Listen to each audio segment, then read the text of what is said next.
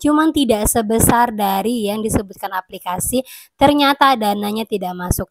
Semua save dari sekarang mulai dari rekening, mereka akan bekerja sampai tanggal 31 Desember di jam 12 malam. Dan juga adanya beberapa oknum yang datang ke beberapa daerah.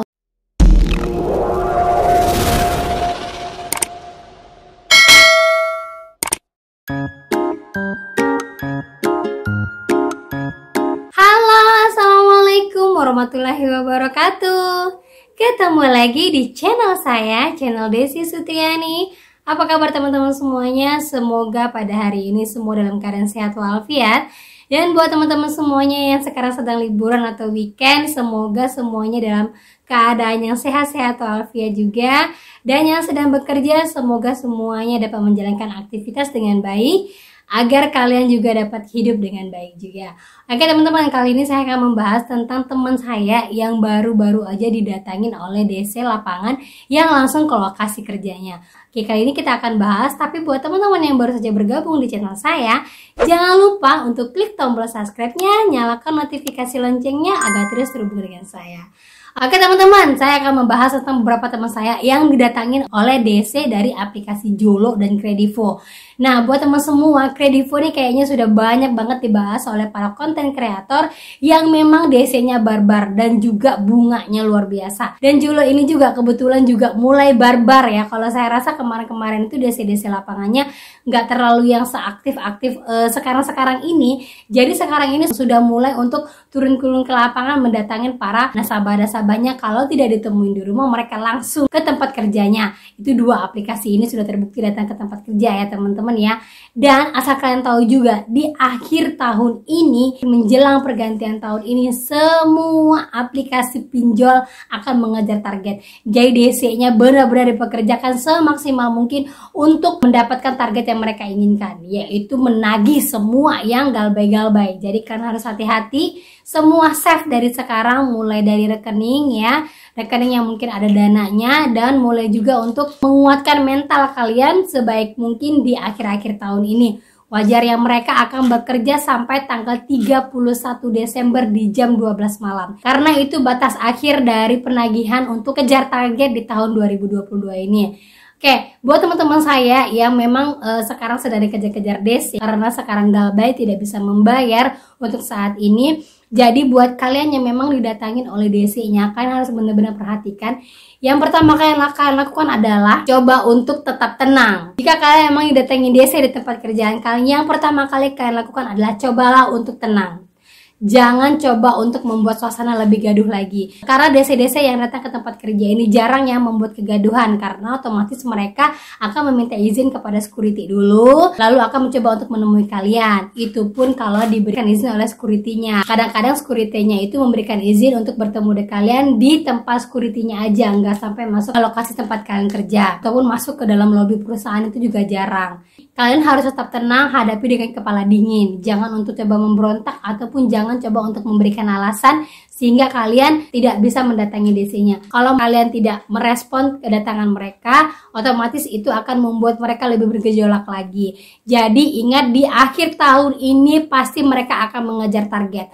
Buat teman-teman saya untuk tetap kuat mental, tetap jangan berpikiran tidak-tidak, ataupun cobalah untuk berbagi sesama kalian agar masalah yang kalian hadapin ini bisa menemukan jalan keluarnya. Itu ya yang pertama ya. Yang kedua, cobalah untuk jangan bernegosiasi. Pastinya DC itu akan meminta pembayaran dalam waktu dekat. Jangan coba untuk berjanji. Katakan saja, saya akan berusaha untuk mencicil, tapi tidak bisa sebanyak yang dipatokin. Misalnya harus 1 juta setiap bulan atau 1 juta setiap minggu, saya tidak bisa.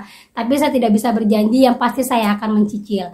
Dan ingat, ada teman saya yang mencoba untuk mencicil di bawah dari standar yang sudah ditetapkan, itu tidak masuk di aplikasi.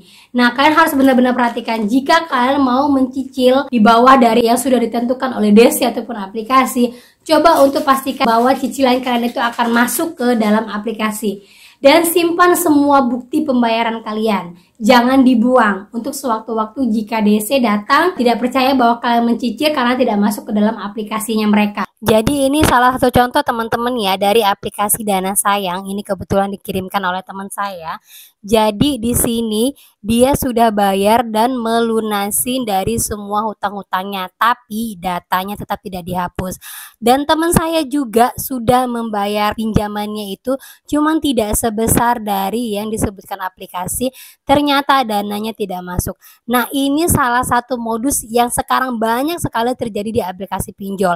Untuk itu teman-teman, jika akan membayar atau bernegosiasi, seandainya kalian sempat untuk bernegosiasi dengan DC, kalian harus perhatikan apakah yang kalian bayar itu benar-benar masuk ke dalam aplikasinya atau tidak. Salah satu caranya kalau seandainya kalian ternyata tidak masuk ke dalam aplikasinya itu, yang pertama kalian chat adminnya atau sebarkan kayak yang tadi itu di komen-komen di aplikasinya.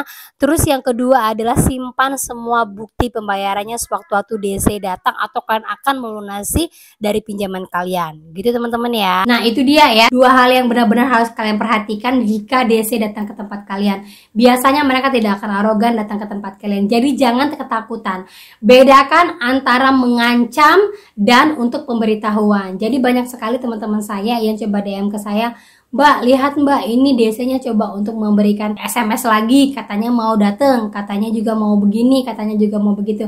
Jadi mulai sekarang bedakanlah antara pemberitahuan dan pengancaman. Jadi kalian bisa untuk lebih bersikap tenang lagi. Kalaupun kalian harus malu, merasa malu karena didatangin, cobalah untuk bernegosiasi untuk tidak datang di tempat kerja kalian atau datang di tempat yang ramai. Jangan coba untuk berjanji menemui DC di tempat yang sepi, karena itu membahayakan kalian juga nantinya ya. Dan hati-hati juga buat kalian semua teman-teman saya yang akhir tahun ini banyak sekali kejadian-kejadian penipuan. Salah satunya ya seperti ini ya, penipuan yang berkedok aplikasi yang harus membuka link yang dia kirimkan, dan juga adanya beberapa oknum yang datang ke beberapa daerah untuk meminta data diri kalian.